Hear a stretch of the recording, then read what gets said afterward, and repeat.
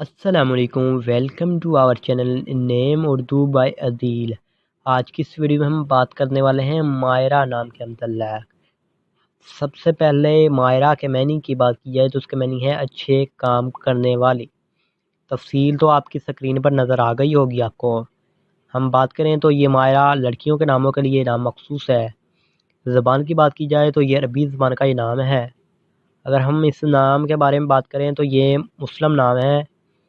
اگر ہم اس کے موافق دن کی بات کریں تو اس میں اتوار، منگل، جمعرات شامل ہے۔ اگر ہم موافق رنگ کی بات کرتے ہیں تو سنہری، نارنجی، سرخ رنگ شامل ہے۔